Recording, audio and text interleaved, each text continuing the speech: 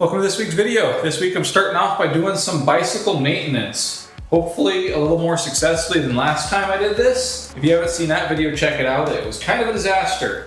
I do have some actual brake cleaner. I did buy some bicycle specific stuff. I also bought some car stuff. I don't actually know if there's any difference, but I figured I might as well do the bicycle stuff. So it does look like it has different ingredients. So if I'm getting ripped off of buying the bicycle stuff, then let me know. Or if it's worth the upcharge, then let me know. I'd be curious to know if it actually works better. And I also got some new pads because I believe Leah's are pretty much shot. They sat in that brake fluid like overnight or more. These are from Uber Bike and they were not all that cheap. I think they were $70 after shipping. That was the price for 4 pairs. I intend to upgrade mine later.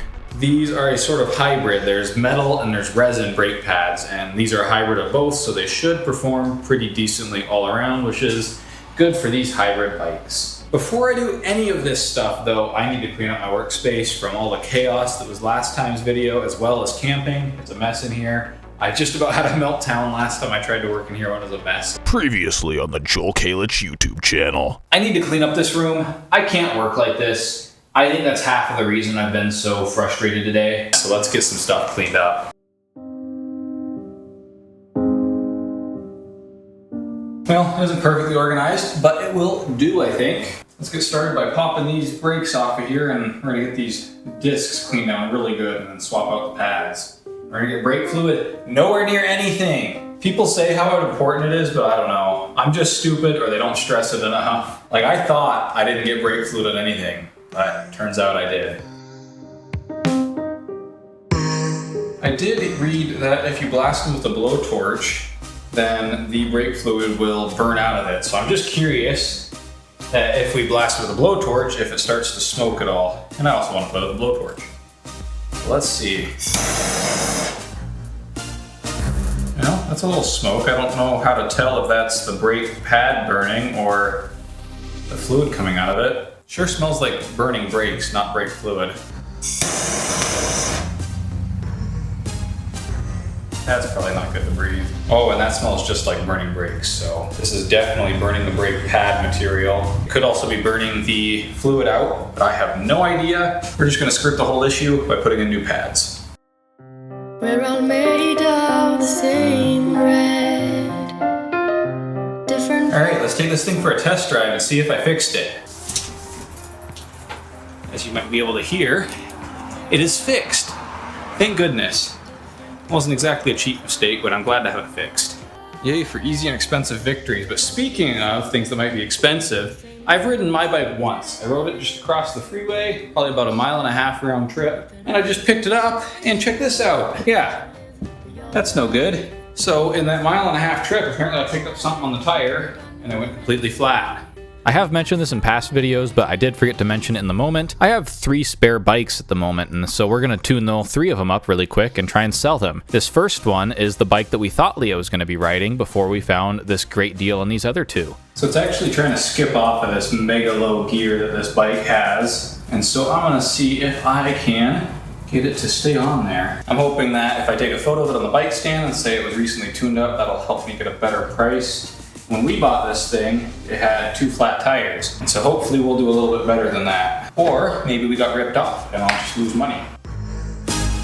It is out near the end of its alignment, but I think that I will have better luck leaving it like this at the end of its alignment than trying to adjust the cable.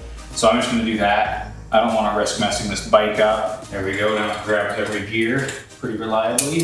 All right, I'll take a photo of this thing on the bike stand, and then tomorrow, I'll take some photos outside, get this thing moved on. I think this piece of this bike is like a part of a bike rack or something. I don't know what I'm gonna do. Maybe I'll leave it at the Goodwill or something and see if maybe someone can make use of it. So I don't suppose I've actually shared the backstory of this bike. This was Leah's grandma's bike, and Leah's grandma gave it to Leah as she didn't need it anymore. This is, right here as it says, a small frame, and so it just really would not have fit her.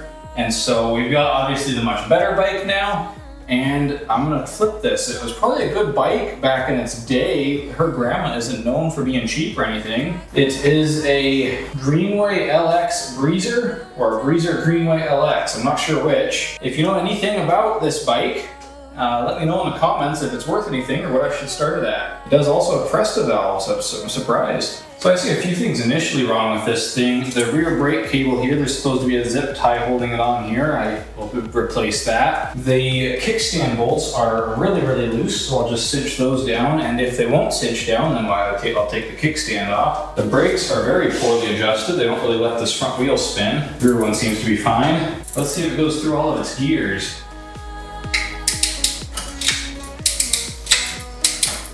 Actually, yeah, it seems to go through all of its gears in the back. It's making a noise, and it sounds like it's like a zip tie hitting on something. Just can't figure out where that noise is coming from.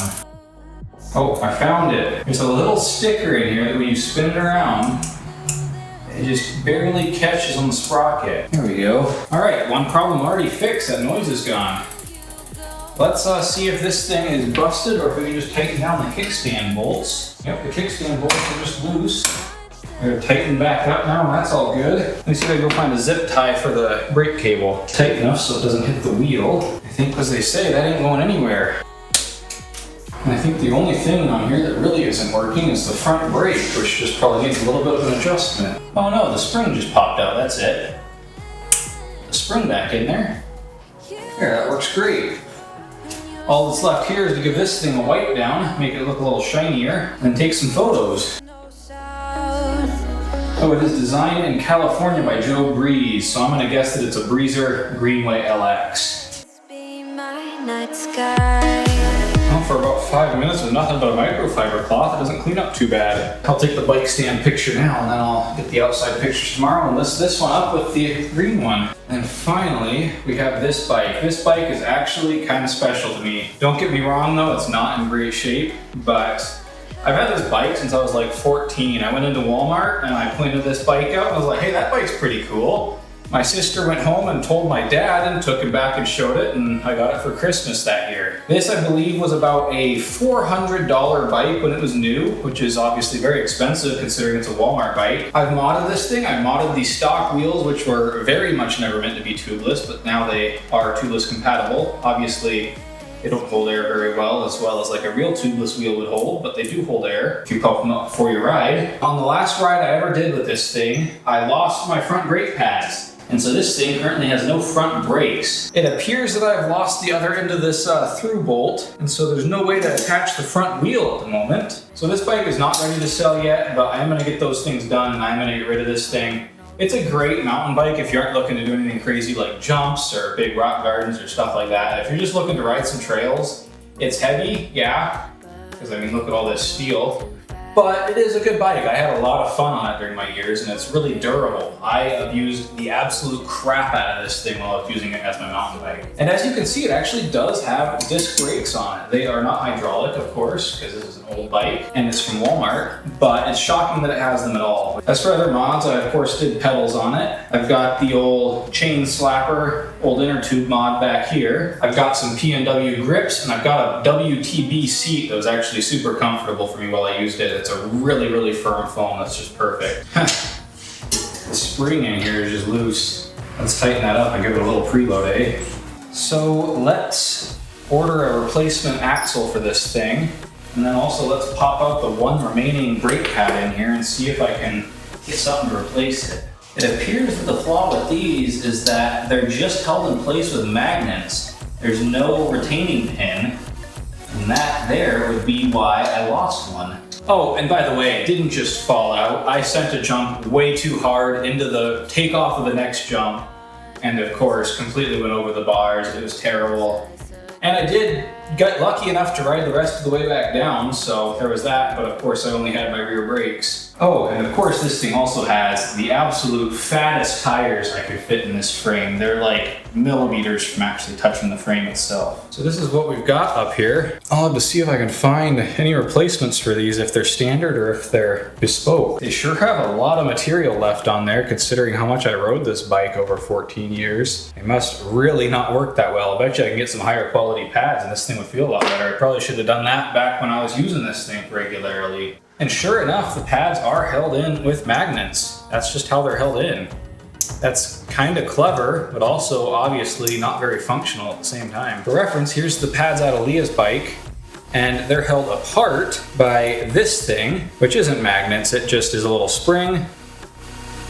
And then through right there, you put a bolt to hold them in so they cannot fall out. And honestly, I feel like this magnet system wouldn't work that terribly if they just had that bolt through the little paddle to hold them in place.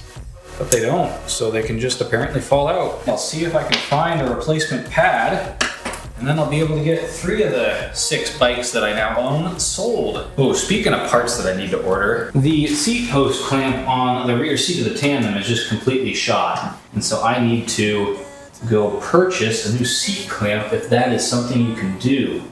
I actually don't know, so I'll have to do some research into that. Anyways, I think that's it for working on bikes tonight. I will let you know if I get these sold. But for tonight, it's Joel out. I'm gonna go do some research and maybe order some parts. If you're wondering why I'm hot and sweaty and tired, it's because I just spent a couple hours on yard work, and it's 90 degrees outside. We've got our pads, hopefully, and hopefully some through axles that'll work. I just happened across these anodized blue ones, and as you can see, I've kind of gone for a blue and gray theme on the bike.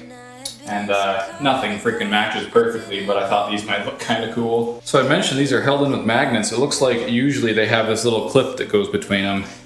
I'll probably stick that in there just for a little bit of redundancy. Check this out. They're identical, except for the little tab. It's a lot smaller on the older ones. The general knowledge would probably be not to modify your brakes like this, but it's just the locators. I didn't touch any of the pad material or anything. I think this is gonna be fine, just fine. All right, now let's get that front wheel on with our new through axle. All right, let's get some fresh sealant in these tires and some fresh air in them, and take our stand photo and then get it outside and take photos for all these bikes. You have no idea how satisfying that is. It took me so long to get these to work as tubeless in the first place. Well, I'm just gonna ride this thing around for a bit and make sure that the new brakes work and all that fun stuff. Kind of impressive how little work it took to fix this thing up and get it ready for sale. Considering the shape it was in, now I kind of almost want to keep it, but I guess that's how it goes. I think my skills have outgrown this bike. I've done so many drops on this thing where I bottomed out the fork, that sort of thing. It just is too little of a bike for me. It was a really great intro bike. It really served me great for all those years, but it is time to move on if I want to get back into mountain biking. But now it's time to take some pretty pictures. I had slipped, I'd fallen to my knees, and you were. I think that's going to be just about it for the bike content for a while. I just really needed to get those fixed up and sold and all that stuff, and now I'm just going to enjoy riding them and not do anything special. Of course, if I do a bike packing trip, now that'll be on the channel, but just my commute to work or whatever, that's just going to be me using the bike. Now, I got to go enjoy the AC while I make those listings. So it's Wednesday now as I'm editing this, and I've actually sold 2 of the bikes. I sold the mountain bike and I sold the green bike. And there's a little bit of a story to go with this, as you might be able to tell by that and that out there. You might notice that we're missing 3 wheels from these 2 bikes. That's because I had a little bit of an inner tube problem. So 3 of the inner tubes are here on the floor and 1 is in the trash can. That's right, we lost 4 inner tubes. First 2 to go were in Leah's and I's bike. And I'm gonna show you here what went wrong with them. I pumped them up to 100 PSI like it says to do on the tires. And well, this is what happened. As you can see on this inner tube, there's a couple of bulges there. And then 1 bulge that went completely through and is completely split. That's what happened to both of these 2 tubes here. They're Chow Yang branded, and I guess that must not be a very good brand. Both of those tubes failed in the same way, and both of them are that brand. So those were the first 2 to go. The 2 bikes that Leah and I got did come with a spare tube though, so I threw that into my bike, and then I also borrowed a tube from the green bike for Leah's bike so we could ride them. So this all happened during the past couple of days. However, the other 2 tube losses happened tonight. Like I said, I sold those 2 bikes. The green one I just sold about 20 minutes ago.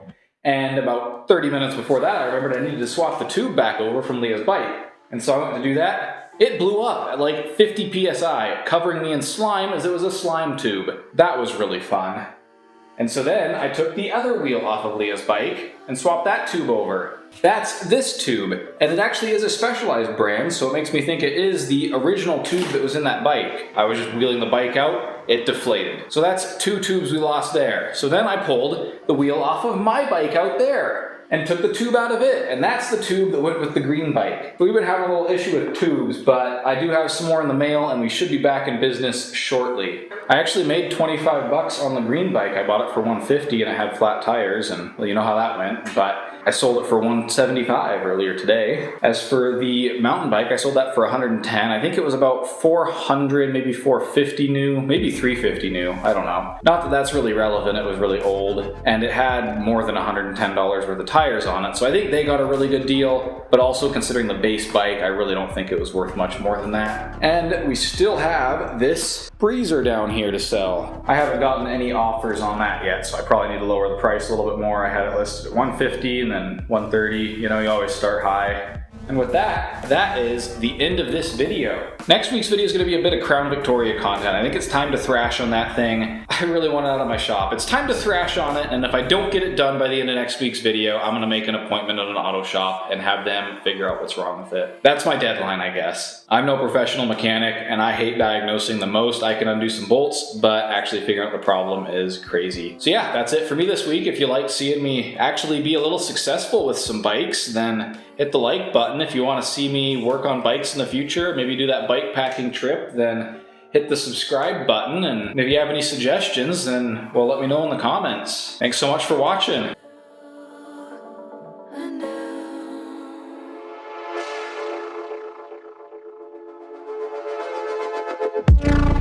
know.